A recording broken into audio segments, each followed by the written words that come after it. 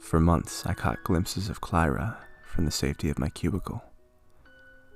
So beautiful, faultless. Through innocent eavesdropping and pattern recall, I had knowingly learned almost every detail of her life.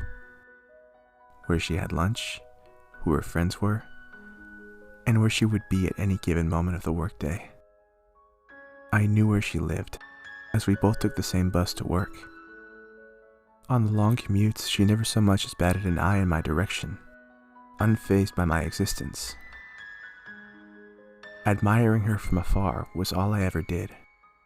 But on this day, I felt an inexplicable urge to connect with her. After settling in at my workstation, I became aware of a grouping of words that made up an ominous internal dialogue. This is the day. She will be yours. My blood ran cold. The choice of words, and the cadence from which they were spoken. This voice was not mine. Hello? I asked quietly, unsure if what I had heard was even really there. A reply confirmed its presence. You need her. I stood upright, officially rattled. Who's there? By this point, everyone was staring at me, including her. I smiled awkwardly. She made a perturbed look and walked away, seemingly frightened. A wonderful first exchange. Everyone else averted their eyes and returned to work. I sat down and attempted to do the same, chalking up my bizarre experience to a lack of sleep. I sugarcoated the denial further with an internet search that backed up this theory and confirmed that audible hallucinations were also a very rare side effect of the new allergy medicine I was taking. Satisfied with my haphazard research, I craned my neck around the confines of my cubicle and noticed that Clyra was shuffling around some papers at the copy machine. A strange feeling overcame me in this moment. For whatever reason, I felt I could no longer bear the distance between us. My legs began moving. Opposite signals in my brain tried to tell them to stop. I couldn't believe what I was doing. But my infatuation seemed to outweigh my fear. I felt such a strong need to reach out and touch her. Just as I was about to take my final step in her direction, our boss came over and pulled her aside to discuss some work-related matters. I sighed in relief, shaken by my own actions.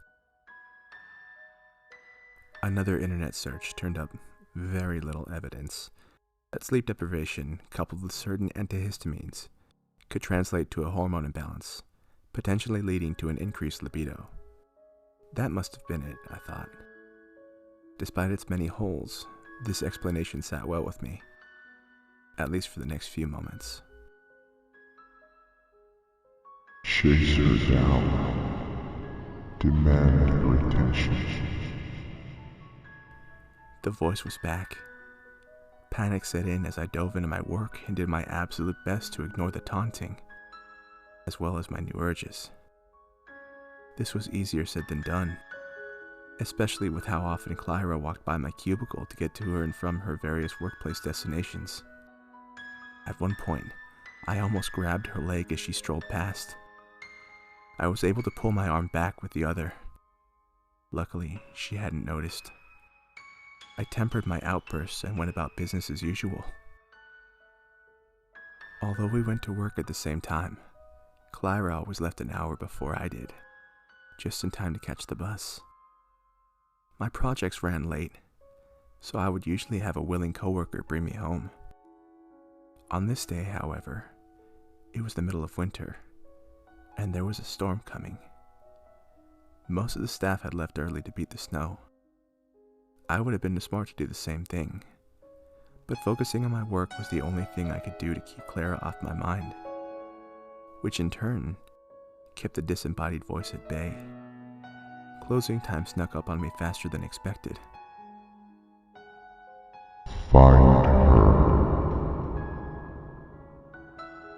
stopped at the elevator. "Please, just leave me alone," I begged in a hushed tone. The voice repeated its demand, louder this time. Find her. "No!" I shouted, fed up but still scared. The voice responded in kind. Then suffer. All at once, I stopped breathing. I felt my chest begin to cave in as the oxygen within dissipated. I fell to the floor before I could reach the phone at my station to call for help. Just as quickly as it started, the episode ended, and air once again filled my lungs. Do not disobey. This warning was enough to render me terrified. From this point forward, I had no choice but to give in to the voice's commands. Somehow, some way, I would have to go to Clyra. I pulled out my phone. As expected, there were no ride-sharing services available. A driving ban had been issued due to the coming weather. Fantastic. Upon exiting the building without so much as a long-sleeve shirt to keep me warm, I headed off in the direction of Clyra's home, backtracking over the route taken by our bus. It would take me roughly 4 hours to get to her by foot. Knowing this, I made long and firm strides in the hopes of minimizing the amount of time it would take for me to reach her. Walking down Main Street in this fashion, I noticed a lot of businesses closing up for the night due to the approaching blizzard. One of these shops was a local florist. A gift. Knowing what the voice had in mind, I pushed the door open just as the florist was about to lock up, startling the hell out of her. I grabbed the nearest rose I could find, threw some money down on the counter, and left in haste. I did not wish to feel my lungs collapse again. I began power walking towards Clyra's house, hoping I would beat the storm there. Before making it too far, I felt the sharp pain in my hand. I looked down and saw droplets of blood spattered across the ground. It was the rose. I had grabbed an uncut one, thorns and all. My palm was now bleeding profusely, but I kept walking. The voice returned to encourage me, but this time, it was faint, barely a whisper. She's waiting for you. I trudged through the harsh winds, my pace never wavering. The storm was closing in. At about the halfway point, I felt snow.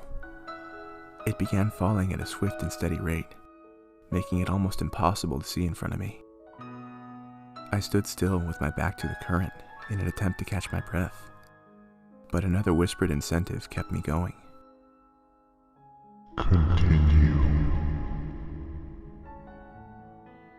I pressed on, feeling the sting of the snow on my bare face.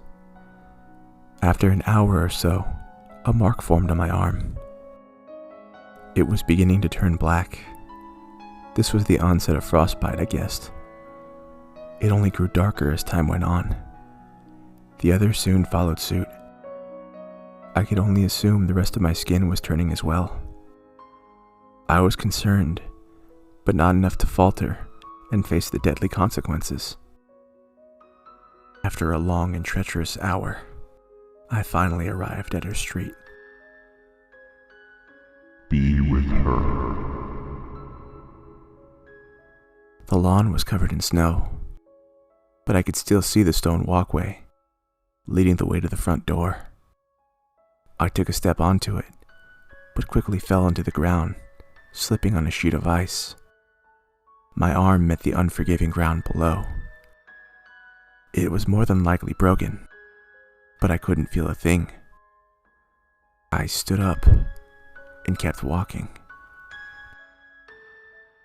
Having more than likely heard the sound of my fall, Clyra opened the front door and walked out to meet me. She said nothing. She simply looked at my frostbitten and disfigured form with a horrified expression. She raised her hands over her mouth in shock. I reached up and presented her the rose. I had little energy left to speak, but I managed to offer her a couple of words. For you. She stared at me, just as she had done earlier. Those eyes of disgust, that look of confusion. It was now turning into sheer terror.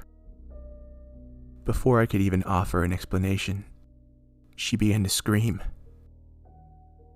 She screamed so loudly that a splitting pain consumed my ears. My feelings for her would not be reciprocated. Without warning, a swirling vortex of red energy burst from my frozen skin and hung above us. We both cowered in its presence. Before we could escape, the entity rushed Clyra and wrapped itself around her arms and legs, pinning her in place. An all too familiar sound rang through the stormy night, and I understood what was happening. The voice was no longer in my head, and it was not happy with Clyra. Kill her. Just as it had earlier in the day, my body moved without me. My arm was raised, and I noticed a red glowing emanating from the rose, similar in the color of the entity. I was compelled to strike Clyra, to slash her open with its thorns. I did my best to resist, but my possessed legs quickly closed the gap between us. As my arm wound up for the attack, I cried out. "No!" I yelled. To which the entity responded. Do as you are told. I can't quite explain it, but in this bleak moment, an idea sprung to mind. Less a thought than it was a feeling. A last-ditch effort to fight back. Okay, I'll do it. Just please, release me. Very well. Make it quick. My restraints were lifted. I was surprised it had complied, but did my best not to show it. I then looked at Clyra with saddened eyes.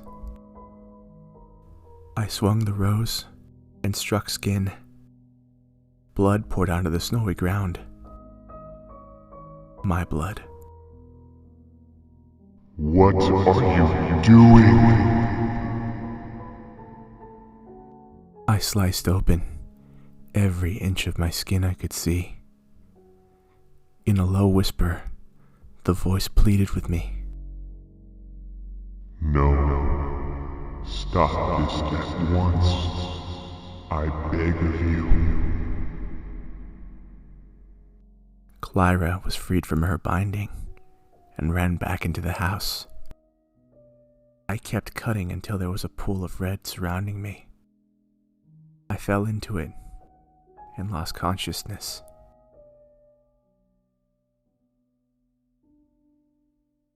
When I awoke, I was in a hospital bed. To my left, Clyra was asleep in a chair. I was in a great deal of pain, but it seemed my wounds had been attended to. Better yet, I no longer felt the darkness within. I guess my plan worked. I tried getting up, knocking over my IV in the process. The noise woke Clyra. "You're awake. Please, lie back. You need your rest." Her eyes were just as beautiful as I remembered. "Are you okay?" I asked. "I'm fine. Just a little frazzled and confused is all." She picked up the IV and handed me a glass of water. What was that thing? How did you know how to stop it? I had to dwell on it for a second to recollect all the details. I don't know. It was a strange sensation I became aware of. I felt as though it was tied to my veins in some way. A blood demon of sorts. Without my blood, it couldn't survive. She stared at me, silent. You probably think I'm crazy, don't you? She shot me an infectious smile. I was there too. I heard it, saw it even. If you're crazy, we both are. We laughed. A far better exchange than my first, if I was keeping score. The rest of the day was nice. We talked for hours and really got to know each other. Before she left, Clara promised she would visit the following day. For a brief window, things were looking really good. But then, a familiar voice broke through, shattering the illusion. I told you she would be yours.